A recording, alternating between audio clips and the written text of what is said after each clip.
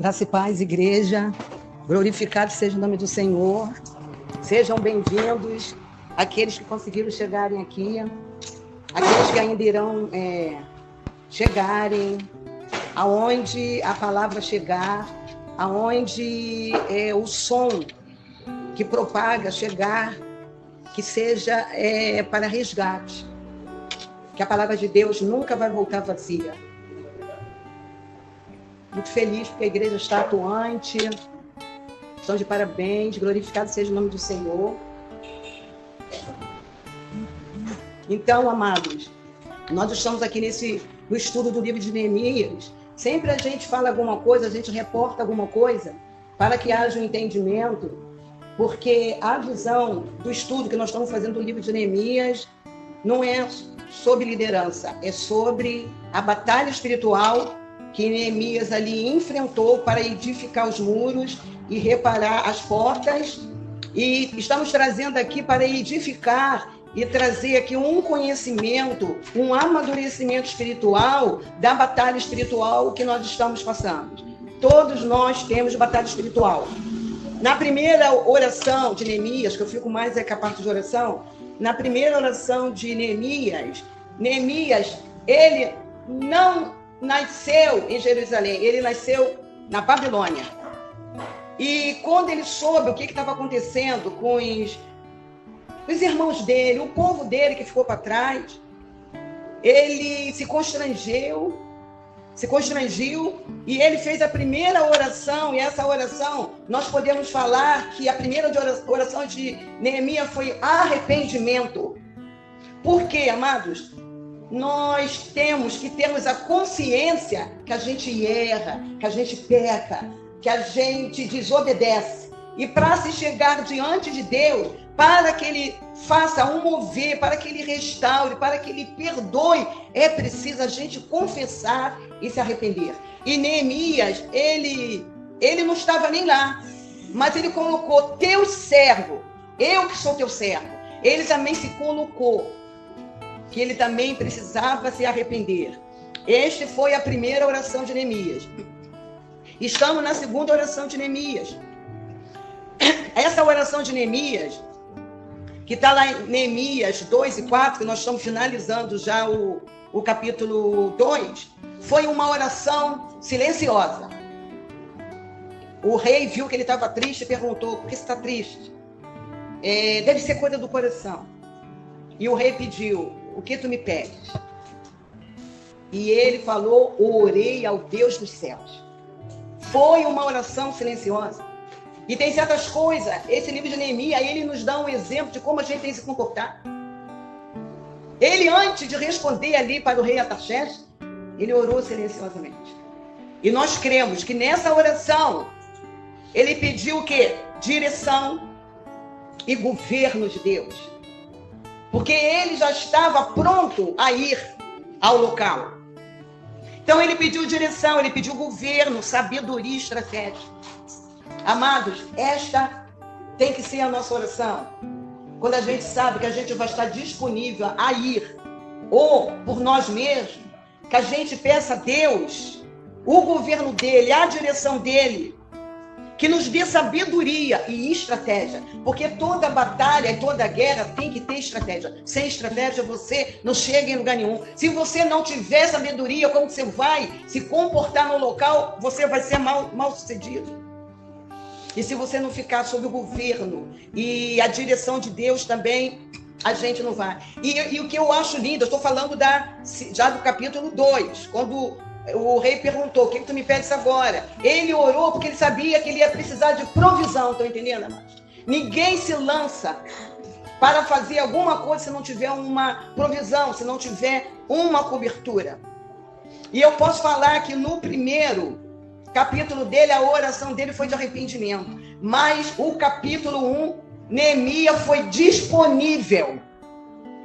Você pode orar, mas você tem que ser disponível. Quando chega no capítulo 2, Neemias orou e ele pediu ali que ele fosse. Ele foi disponível no capítulo 1. No capítulo 2, ele teve atitude. Não adianta você estar disponível se você não tiver atitude. Ele teve atitude e começou, depois que ele orou ao Senhor, ele começou a falar o que ele queria. Amados, Neemias foi um líder com a visão do mundo espiritual. Estamos aprendendo aqui que a batalha espiritual se dá no mundo invisível. É no campo espiritual. E se você não tiver a visão, olhos iluminados, se você não vê com olhos espirituais, você não vai visualizar a batalha, você não vai saber de onde que está vindo, porque é tudo no mundo invisível. E ele, por ele ficar disponível, por ele ter atitude, ele teve uma liderança.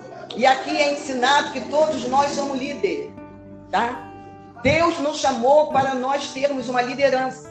Existe a liderança maior da nossa igreja, da pastora presidente, mas cada um aqui é responsável por sua vida. Eu tenho falado que é no individual. Então você é líder dentro da tua casa, com a tua família, daquilo que você está fazendo. E como líder, a gente influencia pessoas. Líder influencia pessoas. E nós temos que influenciar pessoas com a nossa conduta, com o nosso caráter, com a nossa essência. E Neemias foi um líder com a visão do mundo espiritual. Que é Neemias 2:10. Porque ele sabia que travaria uma batalha espiritual. Já foi falado aqui pela pastora Sandra, que ali no início já tinha uma batalha ali, na Babilônia. E quando Neemias se propôs, aí que a batalha ficou pior. Que quando Satanás vê que a gente se propõe aí de encontro, aí que a batalha fica travada. Então, ele sabia que iria travar uma batalha espiritual lá em Jerusalém. E ele sabia, quando se propôs a reconstruir os muros e reparar as portas de Jerusalém, ele sabia. Então, o que Paulo nos fala lá em Efésios 6, do 10 ao 18, revestíveis com toda a armadura de Deus. Ele dá toda a orientação. Não se vai para uma batalha sem o revestimento da armadura de Deus, sem estar debaixo do esconderijo do Altíssimo. Ele sabia que ele travaria uma batalha espiritual, principalmente ali. E o que aconteceu? Assim que ele chegou, se apresentou Sanbalates e Tobias. E nós temos que aprender, quando a gente se propõe, a gente tem que visualizar quem é que vai se levantar contra nós, quem é que vai ser o opositor. Neemias 11 e 12, ele guardou segredo. Uma das palavras-chave do capítulo 2, guarde segredo. Você não vai para uma batalha, Deus te deu uma estratégia, você não pode ficar falando antes de chegar nada na nossa vida, que Deus fala com você, que você está orando em silêncio, não pode propagar, porque o mundo espiritual é vivo, ouve. Ele guardou segredo, que tenhamos isso, que a gente tem um bocão, a gente fala demais. A gente não sabe guardar a nossa língua. Ele disse bem assim, cheguei a Jerusalém, onde estive 3 dias. 12. Então, à noite, me levantei e levei uns poucos homens comigo. Não declarei a ninguém o que o meu Deus me propusera no meu coração. Estou entendendo? Ele, não, gente, não é para falar. Pode ir alguém até com você, mas você não tem que abrir a boca, não tem que falar. E ele está falando que ele levantou à noite. Aí eu até me levanto, né, que a palavra de Deus fala, né, que aqueles de madrugada me buscam, não me acharão, é porque existem horários específicos. Eu falo que Satanás não é dono de nada, mas tem horários que ele levanta altares e ataca nossas vidas. Eu não falei o que Deus me pusera no meu coração, para eu falar em Jerusalém. Não havia comigo animal algum, senão o que eu montava. Para ir nesse local, você tem que ter intimidade com Deus. Segredo com Deus é intimidade com Deus. Salmo 25, versículo 14. A intimidade do Senhor, ou seja, o segredo com o Senhor, é para os que temem, e Neemias temia, aos quais ele dará a conhecer a sua aliança. Então, quando você tem intimidade, Deus mostra aliança, Deus mostra promessa, Deus fala aquilo que nós temos que fazer. Amados, Neemias, com a visão espiritual, ele foi ao local ver o campo de batalha espiritual. Por isso, ele orou pedindo direção e estratégia. Estratégia. O segredo que deveria ser feito, você tem que visualizar o campo. Igualzinho que está sendo proposto aqui. Igreja para fora. Sair para fora. Parece que é uma redundância, mas sempre que se fala mesmo, sair para fora. Não é para ficar só aqui dentro. Tem um campo aí de missões aí. Mas a gente não vai ter que orar, a gente não vai ter que se fortalecer, a gente não vai ter que visualizar aonde que a gente vai, não vai ter que ser estratégia. Aleluias. Neemias, antes de dar início ao plano de reconstruções dos muros de Jerusalém, fez uma pesquisa minuciosa sobre a responsabilidade que estava em suas mãos. Não se vai de qualquer maneira, tem uma responsabilidade em nossas mãos. Quando a gente se propõe aí a batalhar por uma vida, as pessoas que estão caídas, serviço de missão, tem um compromisso nas nossas mãos. Ele sabia que tinha que ter informações para agir, tinha que ter o quê? Sabedoria. E quais atitudes tinha que tomar, estão entendendo? Você tem que saber qual atitude. Você tem que ter sabedoria. Você tem que saber qual é o contexto do lugar que você vai. Quais são as pessoas que moram. Visualizar ali. O que acontece ali. Neemias percorreu cuidadosamente a cidade à noite, sem alarde, avaliando a extensão do problema. Por isso que, às vezes, missões são fracassadas, porque fazem de qualquer maneira. Neemias 2, 11 e 15. Sua forma de agir foi apropriada, já que ele era o mais novo membro da comunidade. Você está chegando, você vai ter que conquistar, você não tem que se impor. Por isso que você tem que visualizar. Qual o contexto do campo da nossa batalha espiritual? Como representante do rei, poderia ter chegado com soar de trombetas, declarando sua expectativa. Em vez disso, guardou suas ideias para si mesmo. Não vale a tua estratégia com ninguém. Porque vai ter gente que vai ter um boicote. Primeiro vai ser o próprio mundo espiritual do mal. E disse assim, evitou atrair a atenção, até que tivesse formulado um plano. Ele era representante do rei, nós somos representantes do rei Jesus. O rei maior. E eu trouxe o exemplo de Jesus. Ele veio para cumprir uma missão e Jesus sabia que era uma batalha espiritual. Porque ele na cruz iria o que nos redimir, iria o que nos resgatar. Agora eu pergunto, como que Jesus veio? Nasceu numa manjedoura. Não foi isso? Ele teve alarme.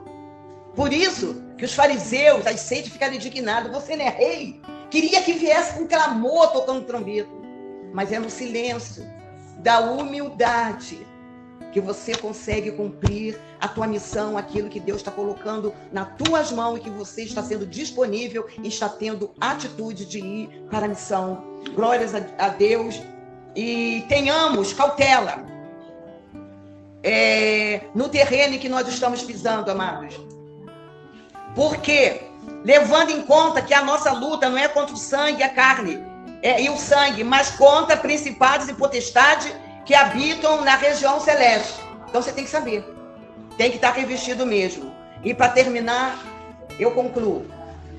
Que a pastora já falou que no domingo que vem nós vamos falar sobre portas. Que para ele entrar, ele começou a entrar nas portas. E a gente vai falar o que representa cada porta, tá? E eu concluo com a igreja, com os amados, com os ouvintes assim, e saibam. Neemias sabia que precisava de um salvo-conduto para a sua viagem. Numa batalha, numa missão, a gente vai precisar de salvo-conduto. Qual foi o salvo-conduto? As cartas que ele pediu. A autorização para adentrar. Neemias precisava de materiais, no caso ali, né? Madeiras. Porque ele tinha que reparar as vigas das portas, das cidades, do templo, o muro de Jerusalém e a sua própria casa. E o que ele pediu ao rei Artaxerxes? Uma carta para Asaf. Ele era responsável pela guarda florestal. Então, ele sabia que estava de precisão. Por isso, requisitou uma carta a Asaf, guarda das matas do rei. Neemias 2 e 8. Penúltimo. Neemias recebeu escolta militar durante seu regresso a Jerusalém. Neemias 2 e 9. Precisamos de escolta de anjos. São eles que vão à frente. São eles que vão abrindo caminho, são eles que vão marchando, são eles que vão manejando e nos dando cobertura. Último, o rei concedeu os pedidos de Neemias, porque a boa mão de Deus estava com Neemias. Neemias 2 e 8. Então, se a gente se propor primeiro, se arrepender, né? Ser disponível, continuar orando, pedindo direção, tendo atitude, sendo humilde, a boa mão do Senhor estará conosco. Amém. Que Deus abençoe essa palavra, que Deus abençoe esse estudo e fale melhor em cada coração. Eu sou a pastora Sandra Brito, da Catedral Águas Profundas. Graça e paz.